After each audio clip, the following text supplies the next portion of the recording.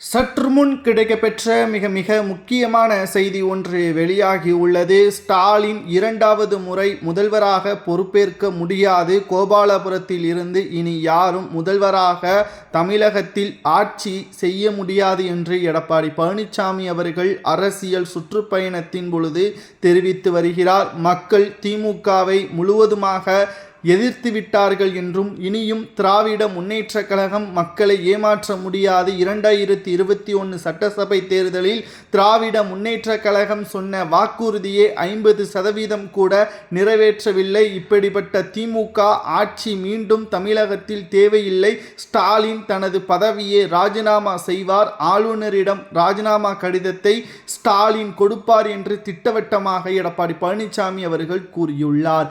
சட்டசபை தேர்தல் நடைபெறுவதற்கு இன்னும் 9 மாதங்கள் இருக்கக்கூடிய நிலையில் தற்பொழுதே சுற்றுப்பயணத்தை மேற்கொண்டு வருகிறார் எடப்பாடி பழனிசாமி அவர்கள். அதற்கு மிக முக்கியமான காரணம், மழைக்காக சில மாதங்கள் மக்களை சந்திக்க முடியாத நிலைமை ஏற்படும் என்றும், அது மட்டுமல்ல, எடப்பாடி பழனிசாமி அவர்கள் மக்களிடம் நேரடியாக தொடர்பில் இருந்து தமிழக அரசு செய்கின்ற மிகப்பெரிய அளவிலான ஊழல்களையும் குற்றச்சாட்டுகளை முன்வைத்து வருகிறார். திராவிட முன்னேற்ற கழகத்தின் அமைச்சர்களும் எம்எல்ஏக்களும் அந்தந்த தொகுதியில் இதுவரை சொன்ன வாக்குறுதிகளும் செயல்படுத்தப்பட்ட திட்டங்கள் பற்றியான தகவல்களையும் எடுத்து கூறி வருகிறார் எடப்பாடி பழனிசாமி அவர்கள்.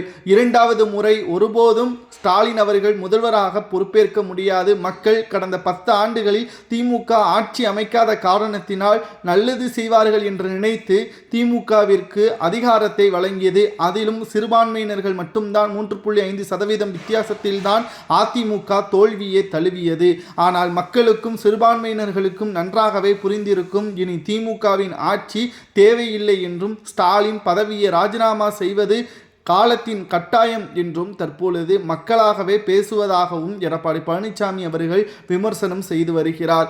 2021 சட்டசபை தேர்தலுக்கு முன்பாக கோபாலபுரத்தின் சொத்து மதிப்புகளும் தற்பொழுது இருக்கக்கூடிய சொத்து மதிப்புகளும் பல மடங்கு உயர்ந்துள்ளது. ஆனால் மக்களின் பொருளாதாரம் 2021 விட தற்பொழுது மிக மிக குறைவாகவும் வறுமையில் இருப்பதாகவும் தமிழகத்தில் பாதுகாப்பு இல்லாத சூழல் இருப்பதாகவும் பல்வேறு குற்றச்சாட்டுகளையும் எடப்பாடி பழனிசாமி அவர்கள் கூறியுள்ளார். 2026 சட்டசபை தேர்தலில் திராவிட முன்னேற்ற கழகம் எந்த ஒரு தொகுதியில் போட்டியிட்டாலும் மக்கள் திமுகவிற்கு எதிராகத்தான் ஓட்டுக்களை செலுத்துவார்கள் என்ற நம்பிக்கை எனக்கு வந்துவிட்டதாகவும் எடப்பாடி பழனிசாமி அவர்கள் பிரச்சாரங்களை அடுத்த கட்டத்திற்கு கொண்டு சென்றுள்ளார். உங்களது கருத்துக்களை கமெண்ட் வாயிலாக கூறுங்கள். எடப்பாடி கூறுவது சரியா?